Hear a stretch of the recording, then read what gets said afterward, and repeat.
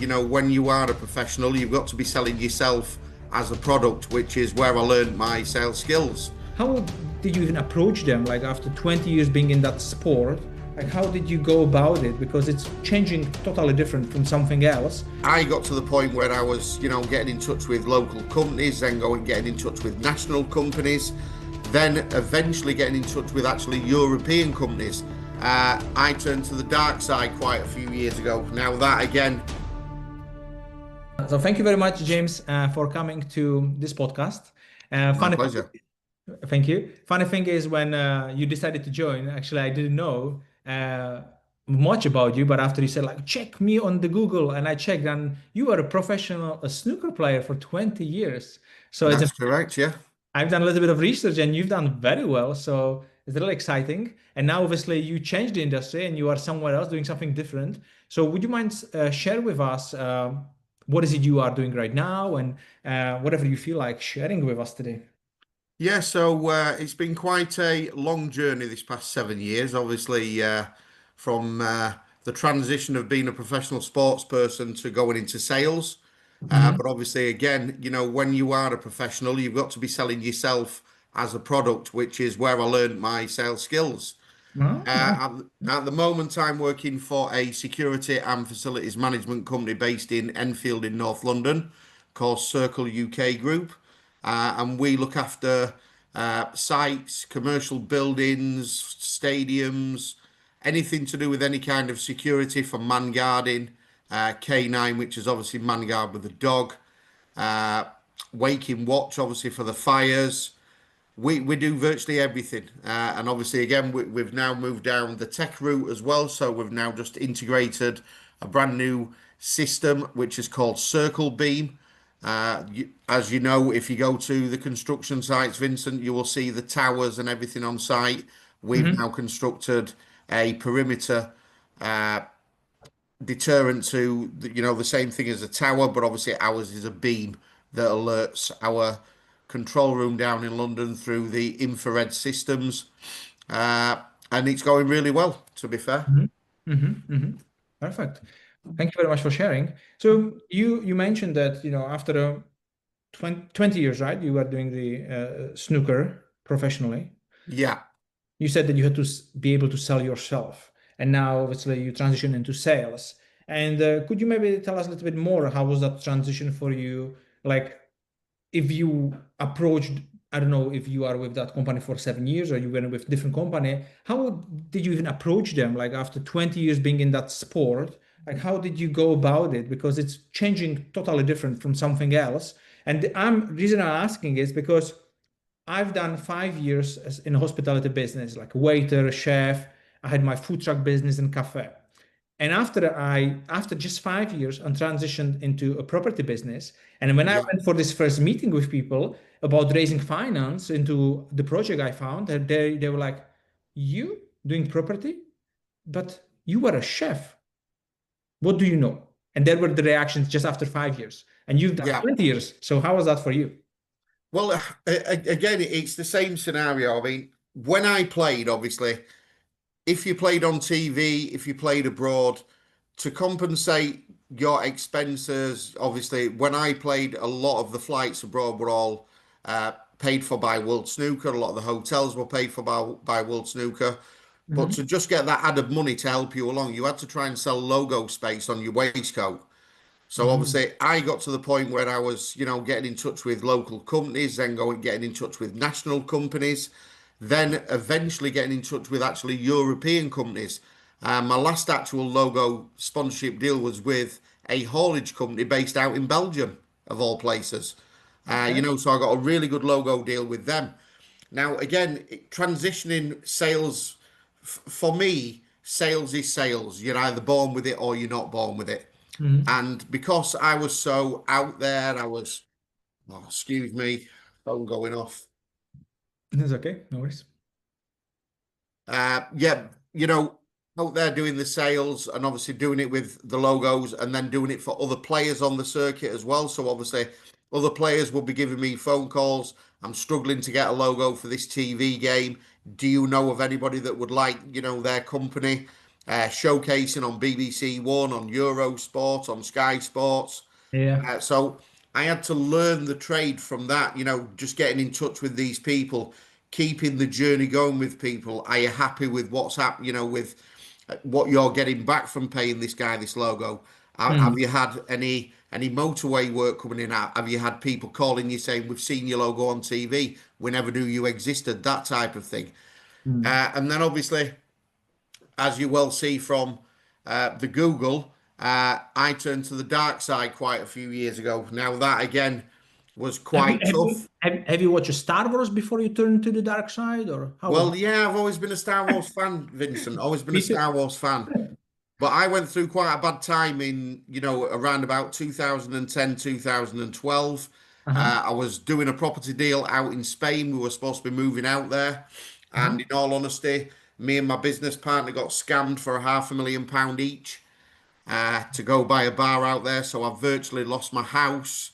I lost everything. Mm, And obviously had to fly back from Spain and tell my wife, we're moving out of the house in 2 weeks. I've just lost it. mm, And then I've been doing some work out in China, some coaching work, blah, blah, blah.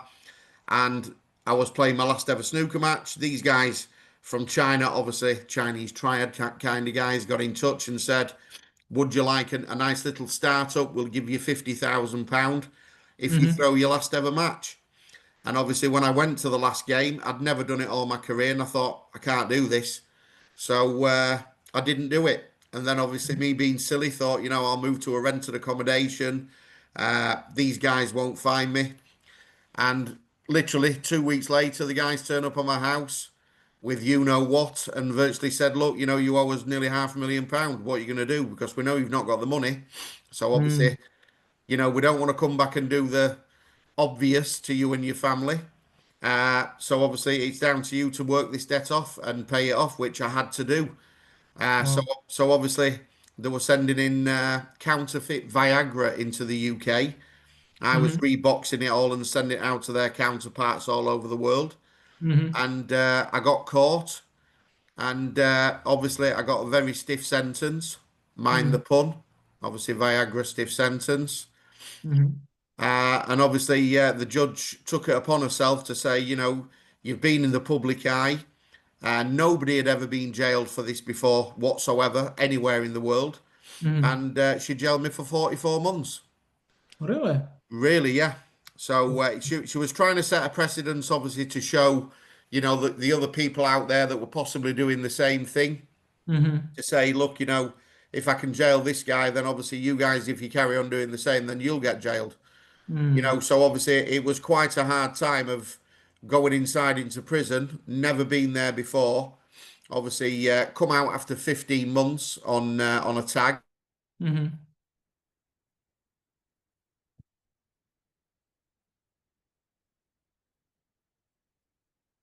But then obviously the money wasn't the best. So I seen an ad for a security company, Mm-hmm. and I just approached the guys. Obviously, the guys brought me in. And I'm one of these. I'm an old school guy. I'm 53. Sales is sales. If you can sell, if you can learn, if you've got transferable skills, to me, no matter what the sales is, no matter what you're selling, if you've got it in your blood, you can do it. And Of obviously, course. they gave me the opportunity about 4 years ago to Mm-hmm. start with them as their head of sales, selling obviously security and facilities management around the UK. Mm-hmm. And then obviously I moved over to Circle UK Group around about September last year. Mm-hmm. And obviously building their brand up in the north because they're a London-based company. Mm-hmm. And obviously it's going really well. Mm-hmm. Wow, what a journey.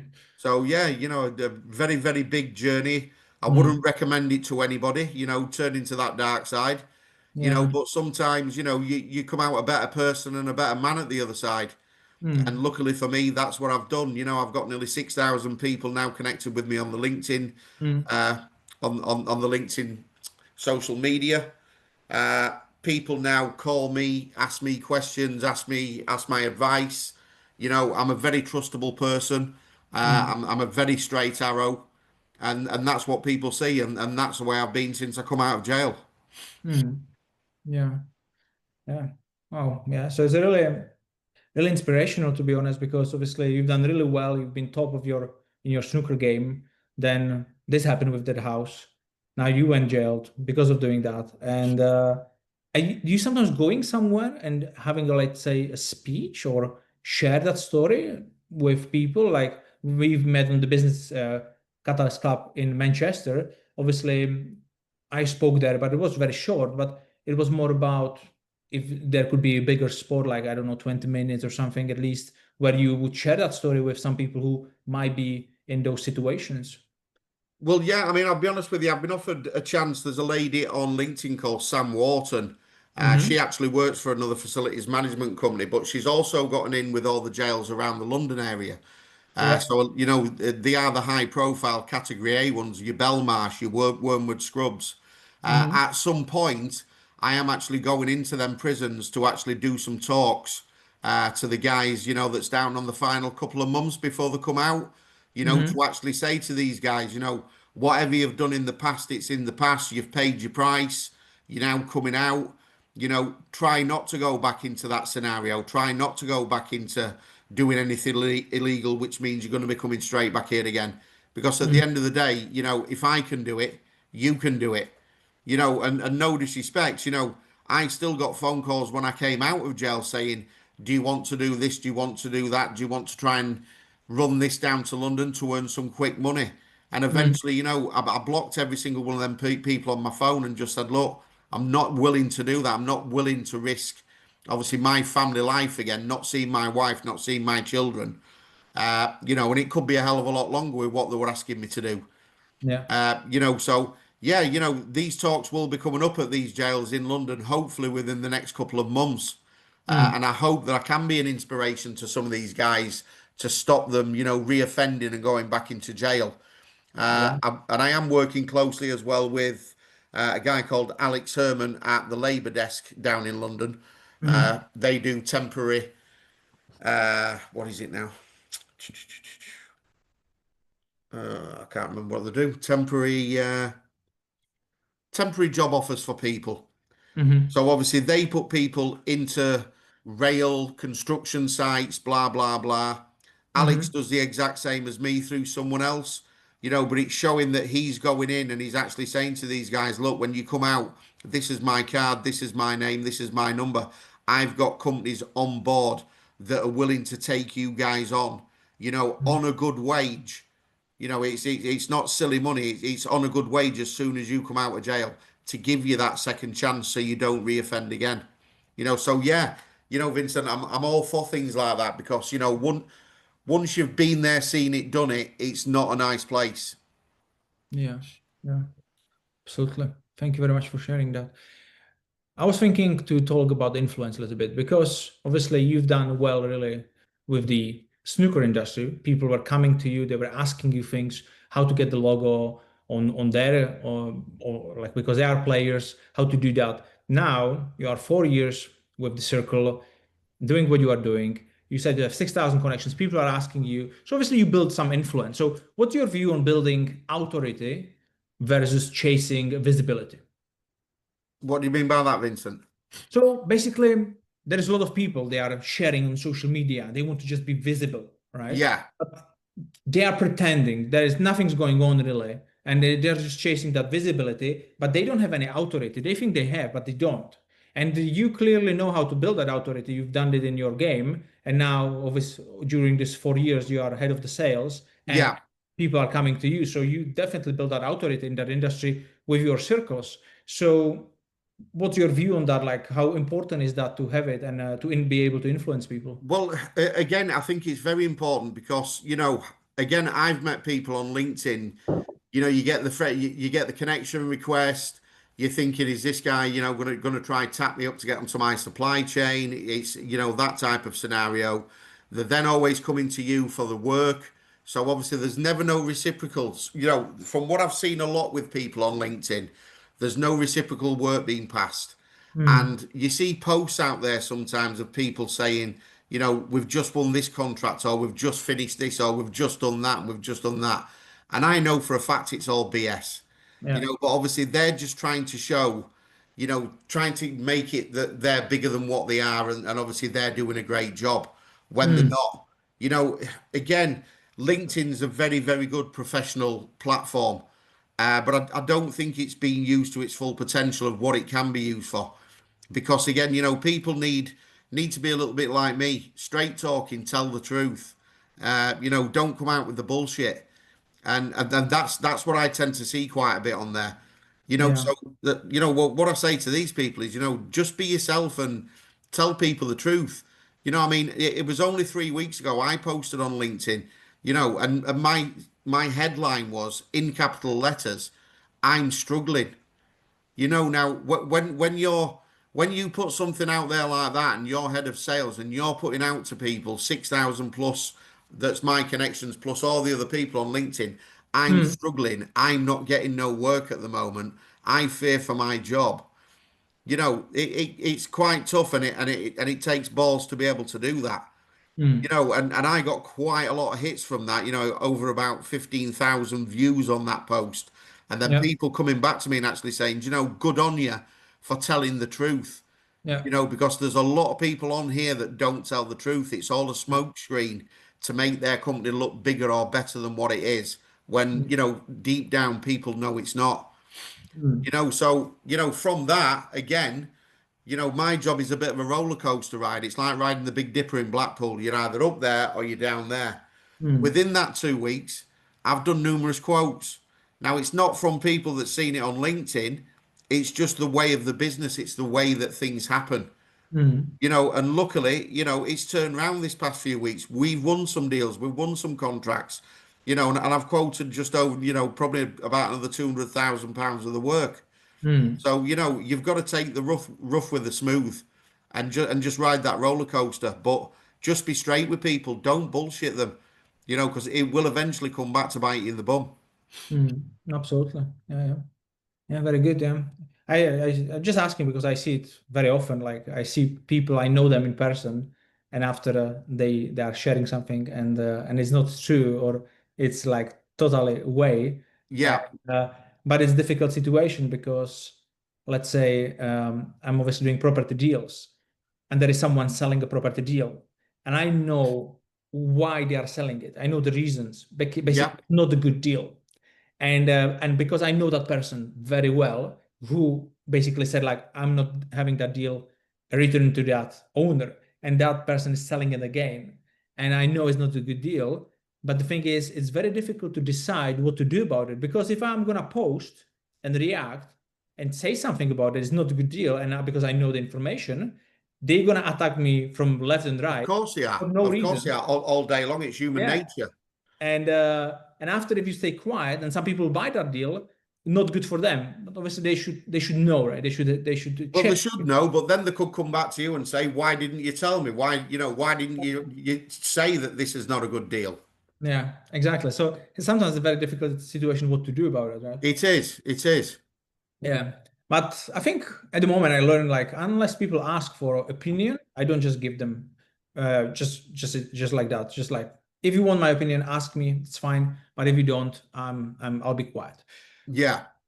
What do you think about, obviously now, well, everybody's talking about AI, about branding, digital strategy. Where do you see the biggest opportunities maybe for your business, for yourself with AI? Do you use it? Do you see with your company any, are you developing anything like, is that affecting your business? It's not really. I wouldn't say it's affecting the man guarding side of our business because obviously, again, you know, I mean, I don't want to speak too much out of term here, but man guarding in the UK at the moment is very, very much on the downslide. That's because obviously we've got people in there, we've got companies there that's employing, some of these guys. It could be guys that's been here a few years, illegal immigrants. You know, to put it bluntly, to get an SIA badge, you have got to be able to speak good English. That is Mm, one of the main stipulations of getting your SIA badge to be mhm, able to be a man guard. I've been on 3 sites this week. I've actually got a supermarket down the road from me. I'm not going to name names. I mean, we are talking high street tier one companies. I spoke to the guy last night. He couldn't hardly speak a word of English. mm, Now, no disrespect, how is that guy? How has he got an SIA card? There's got to be something out there. I've seen things on obviously Facebook, I've seen things on Instagram. There's obviously unscrupulous companies out there selling these licenses. The Hmm. licenses look exactly the same as the other ones. I don't know if they're being, if when they scan the work correctly or if they don't. That's down to if there's someone that down there on the inside making these cards. I honestly don't know.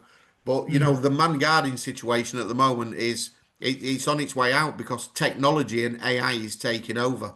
Hmm. Uh, Earlier, I mentioned obviously, yes, we've got a brand new product that's come out, Circle Beam, which uses infrared technology. But there are things out there, and obviously, with technology and with AI, we've got to keep up with the trend of everything because these cameras, these PTZ cameras, these cameras that take pictures of your number plate, Hmm. cameras that take pictures now of your facial recognition, so I know of a company at the moment that's got some facial recognition cameras. As soon as you walk into their petrol station or their Hmm. supermarket, it's taking an instant picture. So it's something like out of what they call it, Mission Impossible with bloody Tom Cruise. As Yeah. soon as these guys are walking in, it's doing a facial recognition of the guys. And if these guys have been stealing from there before, or they've been caught stealing, or they've Hmm. been to jail for it, it alerts the guys behind the counter that this guy's going to come in and do that. I mean, that's just absolutely unbelievable. It's frightening the way things are going. So Hmm. yeah, AI is a massive part of our security side.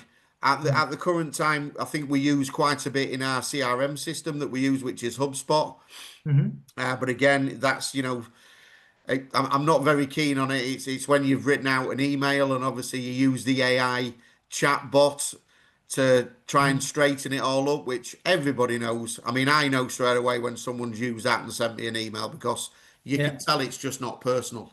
Hmm. Whereas I will sit here for an hour and type out a personal one that I know, and I know that that will get across to that person, Unless you make it personal with your AI, you can create your own kind of like an avatar or something like that will. avatar of yourself. Like I can take all my YouTube videos, I've done so many of them, all everything what I got, uploaded in one of my folder. I actually have it in front of me, and Yeah. it's basically it's called Vincent style. And if I want something to write in my style, I'll just go there and just like okay, give me an answer to that, and it's gonna give me answer in my style. So it's not gonna But be Vincent, you don't need that. After seeing your speech last week, I mean, my oh God, yeah, I actually spoke with Graham the day after, and we spoke about you, and we just said how good you were at thank hooking that crowd in within your first sentence. Now that takes a very, very highly skilled speaker, and you. you got the people in that room on your first sentence. You got them hooked, Yeah. and that to me is it's you can't learn that. You can't learn that. It's obviously built into you. Yeah, it's built in, but it's also it takes practice. I spoke over 100 hours on the stage now over the past 3 years. So, it's repetition practice. And I don't, when I do these things, very often I don't get prepared. I just go and have an idea and based on the crowd, I just go with it, Yeah, yeah, how do I feel it? But yeah, there are a lot of skills you can learn, right? About when you watch the other speakers, like what they can improve, what they can do better right away. And there are things like I do run a mastermind. I've done 3 weeks ago in here in Scotland, and before the mastermind, we ran like a speaker training for a day, and yeah, there we had like 10 people, and everybody just go for a 1 or 2 minutes in front of this small group, and they just test one thing, and after they just improve another thing and test it again, and it's like your snooker game, right? Like if you go and play, like obviously I'll be losing every single time. And the thing is, because I didn't practice enough, yeah. Of you're course, practicing you've for got to 20 practice. years. So you are very You've got to put confident. the hours in. Yeah, yeah. So it's all with practice. So and when we talk about it, like it's very interesting because you've done 20 years in snooker, so you are very confident that like you can beat 99.9% of players. So like I play chess, okay? And sometimes people go and like, do I want to have a game? And I'm like, are you good? And they're like, and if they're like, I'm like, yeah, I'm like, right, I'm gonna beat you because I know Yeah, better than maybe 90% of players because a lot of people are just very beginners. Yeah. And I can already see on them, right? And the same like you would see when somebody would challenge you with the snooker game. But now, where I'm going with it, you are very confident with that. And how do you take that confidence to a different sector where maybe you are not as good yet, but you can take that from your snooker game because you are confident there.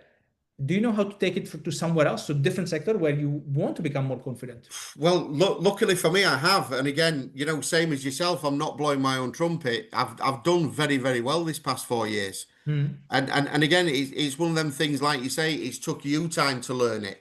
It took me a hell of a long time when I played snooker to come out of my shell, and I never was an outgoing person. But obviously, the first time you play on TV, you're absolutely bricking it because Yeah. you're thinking I'm playing in front of millions of people and I've got to do well and this, that, and the other. But then it comes, when you've done that 2 times, when you've done it 3 times, when you've done it 10, 20 times, it then comes to second nature to you. So Hmm. it's like now it comes as second nature to me. I can sit in a room. We had a big meeting the other week with CBRE, who's one of the biggest companies in the UK, facilities management wise. Me and my CEO, we absolutely smashed it in there because all we did was bounce off each other. Yeah. We explained the services, that their service needs, what we can provide to them. Hmm. And yeah, it's a tough one, but luckily for me, I can transfer them skills over. I'm a people's person, and at the end of the day, people buy from people. And I still keep saying it now, I'll have all the younger generation will turn around and say, oh, well, I'd sooner send an email or I'd sooner do a Zoom call and it's like, no, no, no, no, wrong way. Yeah, it works. It can work to a certain point, but it's Yeah. like anything else. When somebody sends me, and no disrespect, I've had another email from this lady today. She must have sent me an email now every single day about going and sitting in a seminar Uh-huh. to do with the government, which has really got nothing to do with what I do and what I'm about. Yeah. And I'm now deleting it every day, but there's going to come a point where I'll just be ringing the lady and saying, look, I don't want to be nasty, but please stop sending me these emails. Because when you're barraging people with emails, it just does not work. Again, Hmm. on the old cold calling scenario, I hate cold calling. I know most 99.9% of people hate cold calling. But in Yeah. this day and age, these big companies have got to start realizing that it doesn't work. Hmm. Please show me, please bring someone to me that can put a phone there and show me how cold calling works because it doesn't. To Hmm. me, stop with the Zoom calls. If it's I had a girl that's literally 20 miles from me. Can I have a Zoom call with you? Can we discuss this? And I'm like, no, I'll come to your office. You're 20 miles away. Yeah. But I've never done that because, and it's COVID. COVID's, done a hell of a lot of this, and Yeah. they've been stuck in the ways, these younger generation. But Yeah. I don't meet anybody, and she's terrified on the phone that Hmm. I'm actually going to go, and she's got to shake hands with me. Yeah. Which to me, in business and in this day and age where we are, it's a little bit pathetic that it's got that way. Hmm. Go back to the old school. Go and meet people. Go and shake people's hands. Build Yeah. rapport with that person because people buy from people that don't Absolutely. buy from emails and cold calls. Yeah. That was actually the message I was sharing on that event where it's we met in person there. Obviously, on the networking event, it's great, but it's still not enough because we chatted for 10 minutes and the relationship is not there yet. So now we are having a call in here, we get to know each other a little bit more, but it doesn't need to be necessarily enough to do business together. So that's why I really like I'm running this mastermind where people come and we spend 2, 3 days together. And once you do that, it's so easy to do business. It's like I have a guy I met in Amsterdam. I spoke there for half an hour. And then obviously, two from those people came to my event in November from Amsterdam, flew to UK just because of they saw me half an hour. Then they both came to the mastermind, both of them. And this guy just transferred me today £50,000 just to do a property deal together. Just like Brilliant. no joint venture Absolutely agreement brilliant. written yet. He's on the company. I put him there, but there is total trust. Like he sent it today. It came actually, and it was steps. And he wouldn't send it if he wouldn't spend 3 days with me in the nature where we didn't use pretty much phones. We had the fire, we were going for canoeing, we had fun, we built that relationship, and Yeah, now it's there. But a lot of people, like we are saying, they're chasing it email by email, Zoom calls, but it takes a very long time to Vincent, do it this way. seriously, I mean, no disrespect, that can take, 12, 18, 2 years, 18 months to 2 years. Yeah. There's you've got to be able to trust that person. Obviously, that guy's come up, giving you £50,000. It's not you being away doing the canoeing and trying to, show that, you're trying to offer him something, a little bit dodgy or anything, but you're showing him the person that you are. And obviously, Absolutely. it's the trust issue. If someone trusts you to do business with you, someone trusts you to make, to invest their money to make money. And obviously, that's what you're good at. No disrespect, like I said about, the time we first met last week in Manchester. It takes a lot for me to listen to a lot of people on that stage. And no Mhm. disrespect, I listened to the first three or four, and I was literally sat there yawning. And then you come on, and within 2 minutes, you've got me in awe, like the rest of the room, because obviously you know what you're doing. And if you're running these masterclasses, then I would say to all and each and anybody that wants to learn a sales process or the way to sell and the way to talk to people, come and speak with Vincent. Let him coach you because you are amazing at what you do. I've got to admit it. No, thank you very much. I appreciate that. I would have here one funny thing which I found, and I don't know if it's true because I Googled it and we were speaking about the confidence, and I have here one thing. So that apparently once you arrived in a limo to World Championship and versus losing in the first round, it seems like you've been overconfident or something like that. I don't know. Is that Yeah, massively overconfident, massively. Again, that was just the showman that I used to be. I used to wear the silly waistcoats, whereas everybody else used to wear the black waistcoat. Uh-huh. I used to wear the multicolored waistcoats with sequins on, a little bit like Liberace from all the years ago. But that was the first time that I ever qualified for the Crucible Theatre for the Mhm. World Championships. And in all honesty, nobody had ever done what I did. So obviously, my father at the time had a very good friend that had the biggest stretch limousine. And obviously, back in them days, in the 80s, 90s, the limousines were the main thing. Yeah. And it was a 37-foot white limousine. And obviously, I could get 20 people in there. So virtually everybody, all my friends, all my family came down in the limo. We dropped them off round the corner from the stage door. But then again, it was really funny because all the cameras were outside, all the local news cameras, all the national news cameras. There were about 1,000 people stood outside the stage door. And Mhm. obviously, I've got out with this sequined suit on and my cue with a pair of Ray-Bans, and obviously started waving and giving it all that to the crowd. And I could lip read very well, and all you could see were all these people saying, "Who the hell is that? Never seen him before." But again, it put a point, it stuck in people's minds for years after that. Your top players, your Steve Davis, your John Virgo, Dennis Taylor, it's still said to this day, and that was back in 1996, so that was what, 30 years ago? Mhm. It's still mentioned on TV now when the World Championships is on.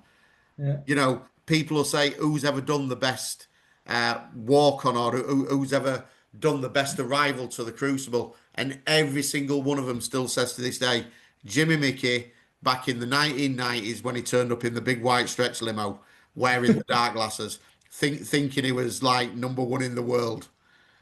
That's good, yeah. But it's good.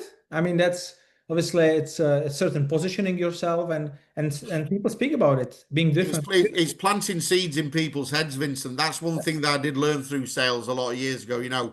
If you plant these small seeds at certain stages through meeting people, then Mm, people will always remember you. And that's mm, what I tend to try to do now in my sales. Obviously, I run a networking company as well with a close friend of mine in London. I'm the Northern Ambassador for Property Connect. So obviously, I mhm, run Leeds, Liverpool, and Manchester. And again, it's when you're meeting these people, it's letting these people know and putting certain points to them. Again, it's about helping people. I try to help as many people as I can. Yeah. But at some point, even my boss has told me to rein it in now. I've had meetings this past few days about people again, like I said earlier, can we Mm. join your supply chain? And it's like, yeah, of course you can. It's all good and well, but don't think it's all going to be one-way traffic because I've got to stop that now. It's not about me just giving you work all the time. It's got to be Yeah. reciprocal. You've got to start giving me something back, or this Yeah. relationship's not going to work. But you've got to be straightforward. You've got to be upfront with people with it like that. And that's what I've now had to start doing. Yeah, I'm a nice guy now, and I'm jovial and I like having a laugh, but business is business at the end of the day. And Yeah. obviously, if I'm giving someone a couple of £100,000 of the business, I would expect something back instead of, not all take and no give. Yeah. Yeah. Absolutely. You're right. Yeah. Perfect. So I think we'll slowly wrap it up. I would like to ask you a last question. If someone, it's let's say, wants to do their thing, like I don't know, either they're on the career ladder or in business, would there be like one advice would you can give them, which maybe if you would know earlier in your career or in your snooker career, it doesn't matter. If you would know sooner, it would help you. Something which you will be like, that was a really good aha moment for me, and I could pass it along. The one thing I would say to people starting up is I would just say to them, you've got to be yourself and you've got to be genuine. Hmm. You've got to have the commitment. You've got to put the hours in. You've got to put the hard work in because it doesn't get given to you on a plate. Nothing in this world, as we always say, is for free. And if it is for free, there's always an ulterior motive to it.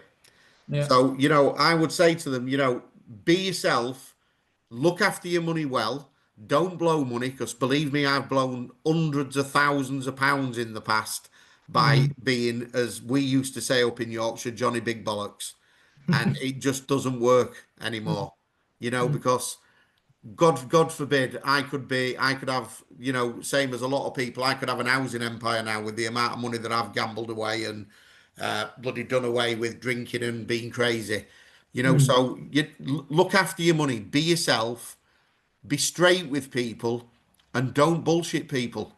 That is my favorite word of these past 5 years that, everybody knows me by.